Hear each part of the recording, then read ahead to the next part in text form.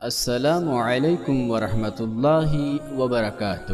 Welcome to Painda T V YouTube channel. امید ہے کہ تمام احباب خیر و عافیت سے ہوں گے۔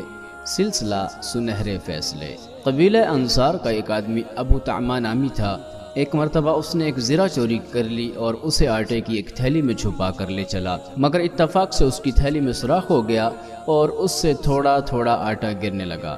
جس گھر سے اس نے چوری کی تھی وہاں سے اس کے گھر تک آٹا گرنے کی وجہ سے نشانات ظاہر تھے۔ اب لوگوں کا گمان ہونے لگا کہ اسی آدمی نے زرہ چوری کی ہوگی۔ چنانچہ اس سلسلے میں لوگوں کے درمیان چہمے گوئیاں ہونے لگیں۔ کچھ لوگوں کا کہنا تھا کہ ابو طعمہ ہی نے زرہ چرائی ہے، جبکہ بعض لوگ اس بات کی تردید کرتے تھے اور وہ ابو طعمہ کو بری قرار دے رہے تھے۔ اسی دوران میں ابو طعمہ ایک یہودی کے گھر گیا اور اس نے یہودی کے پاس وہ زرہ بطور امانت رکھ دی۔ پھر اپنے گھر آیا اور خاندان والوں کو جمع کیا اور ان سے مخاطب ہو کر کہنے لگا، جب لوگوں نے میرے اوپر یہ الزام تراشی کی کہ میں نے ہی زرہ چوری کی ہے تو میں نے اس سلسلے میں تفتیشی کارروائی کی کہ آخر چور کون ہے۔ میں نے جگہ جگہ اس کا پتہ لگایا مگر چور کا پتہ نہ لگ سکا۔ آخر بڑی محنت اور تگ و دو کے بعد مجھے معلوم ہوا ہے کہ در حقیقت وہ زرہ فلاں یہودی کے پاس ہے، لہذا اس میں کوئی شبہ نہیں کہ اسی نے وہ زرہ چوری کی ہے۔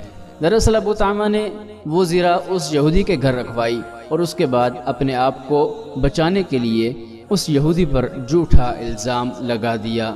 خاندان والے ابو طعمہ کی چکنی چپڑی باتیں سن کر رسول اکرم صلی اللہ علیہ وسلم کی خدمت میں حاضر ہوئے اور آپ علیہ السلام سے گزارش کی کہ آپ لوگوں کے روبرو ابو طعمہ کی براءت کا اعلان فرما دیں۔ رسول اکرم صلی اللہ علیہ وسلم نے ان کی باتیں غور سے سنی اور سچ مچ ابو طعمہ کی براءت کا اعلان کرنے کا ارادہ فرما لیا، مگر اس اعلان براءت سے قبل ہی اللہ تعالیٰ نے رسول اکرم صلی اللہ علیہ وسلم پر وحی نازل فرما دی، جس سے آپ علیہ السلام کو معلوم ہو گیا کہ حقیقی چور وہ یہودی نہیں بلکہ وہ انصاری ابو طعمہ ہی ہے۔